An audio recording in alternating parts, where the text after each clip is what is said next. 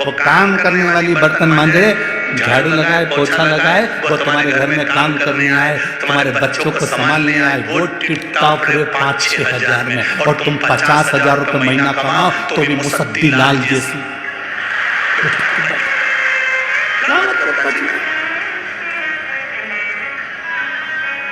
कई बार तो तुम अपनी नौकरानी से पूछ लेती है, क्यों री आज तो बड़ी टिकटॉक दिख रही है। नौकरानी भी कह देती है, मैन साहब किसके लिए जोड़ूं तुम बताओ, है मरी जा रही पत्थर घिस घिस के जोड़ जोड़ के अपने ऊपर खर्च नहीं करूं तो किस पे करूं। मेम साहब को सुबह 8 बजे से गीता जी का ज्ञान मिल गया और स्वयं सामने गीता खड़ी ज्ञान भी दे रही, तो भी मेम साहब की सुध नहीं, वही निकाल ली, वही पहन ली, अलमारियों में जमी है, देवर के लड़के की शादी होगी तब ये वाली पहनूंगी, उससे पहले निपट गई तो कौन भरोसा।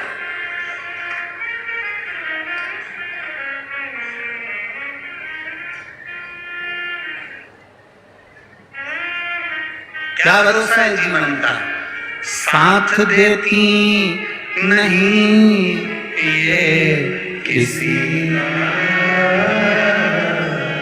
क्या भरोसा है इस जिंदगी का, क्या प्रथम सुख निरोगी का है।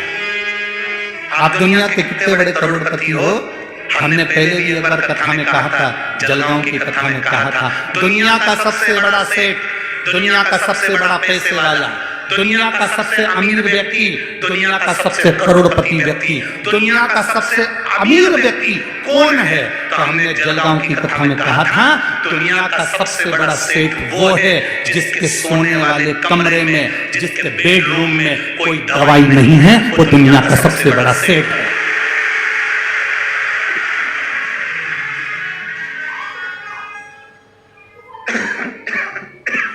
दुनिया का सबसे बड़ा सेठ वो है जिसके बेडरूम में कोई दवाई नहीं।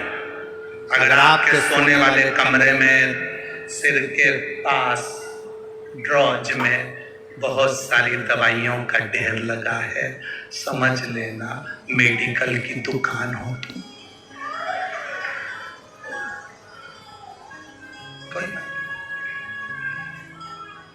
कुछ नहीं कर रहे तुम, सिर के पास में बहुत सारी दवाइयां, नींद की 2-3 गोली लेना पड़ती है, थायराइड की गोली लेना पड़ती, बीपी की गोली लेना पड़ती, शुगर का इंसुलिन लेना पड़ता, और काय के लिए तो हमें तो लगता है तुम केवल तिजोरी में जो धन रखा है उसकी चौकीदारी कर कर के मर जाओगे और उसका भोग नहीं कर पाओगे, उसका भोग नहीं कर सकते। अपने धन का, अपने पद का, अपनी कुर्सी का सदुपयोग करो, जैसे ये सांसद जी ने अपनी कुर्सी का सदुपयोग करा और आज यीशु महापुराण की कथा करवाई।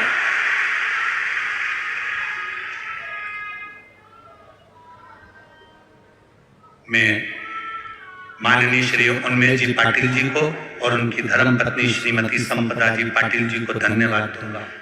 बहुत बहुत साधुवाद है।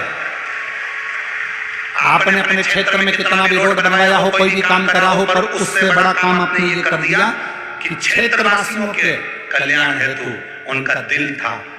कोई तो जा नहीं पाते थे सीहोर तक, कोई जा नहीं पाते थे जलगांव तक कथा सुनने, उनके लिए तुम गंगा जी को खींचकर 40 गांव तक लिया।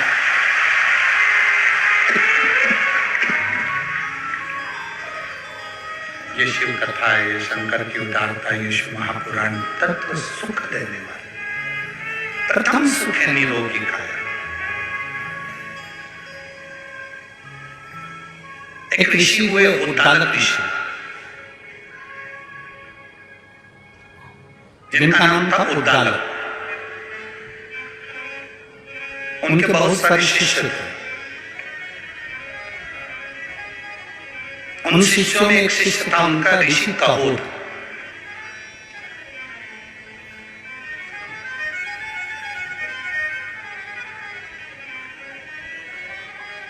ऋषि काहोर उद्दालक ऋषि की एक बेटी थी जिसका नाम था सुजाता।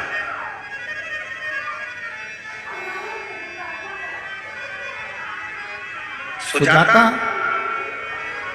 अपने पिताजी जो ज्ञान देते थे, उद्दालक ऋषि जो बोलते थे, सुजाता वो सुनती थी और सुनकर वैसा अनुसरण करती थी। कथा में आना जब सफल है, जब आप कथा सुनने के बाद शंकर जी के मंदिर जाना चालू कर दो तो समझ लो कि तुम शंकर के हो गए और शंकर तुम्हारा हो गया। तो कथा कम। यहाँ इतने लोग कथा को श्रवण करने आए, प्रतिदिन का नियम होना चाहिए कि मुझे शंकर जी के मंदिर में जाकर एक लोटा जल चढ़ाना है। कोई संकोच नहीं, कोई भय नहीं, कोई हंसेगा उसका जवाब बाबा देगा, कोई ताने कसेगा उसका जवाब बाबा देगा, तुम्हें जवाब नहीं देना है। जैसे एक लड़की एक लड़के से प्रीत करती है, प्रेम करती है, तो कहीं जाते जाते लड़की और लड़का दोनों जा रहे हैं, कोई हंस दिया, कोई गाली दे दिया, कोई ताने दे दिया, तो क्या लड़की झगड़ा करती है? बोलो जम के बोलो जरा, झगड़ती है क्या? नहीं। झगड़ा कौन करता है? जिससे उसने प्रेम किया, जिसके साथ वो जा रही थी। बस गुस्सा उसको आ गया, आया गुस्सा, उसने दो चनपटा खींच कर दिया। जिससे मैं प्रेम करता हूं तो उसको देखकर हंसता, उसको ताने देता, उसको अपशब्द करता, मार ठोकी हो गई। लड़की पास में खड़ी हुई देख रही है। बस आप महादेव से अगर प्रेम करते हो, शंकर भगवान से प्रीत जोड़कर बैठे हो, तो तुम्हें किसी का जवाब नहीं देना, जवाब महादेव देगा। हमें नहीं देना। हम क्यों जवाब दें?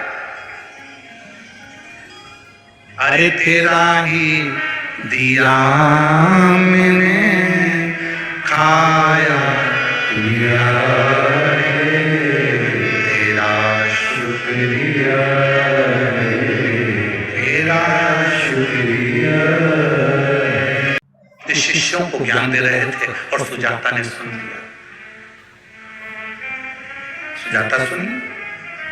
जब सुजाता ने ये सुना कि महादेव का भजन निरोगता देता है, रोग से मुक्त कर देता है,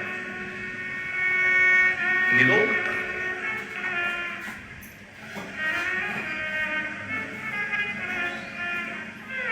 शिव की भक्ति निरोगता देती है।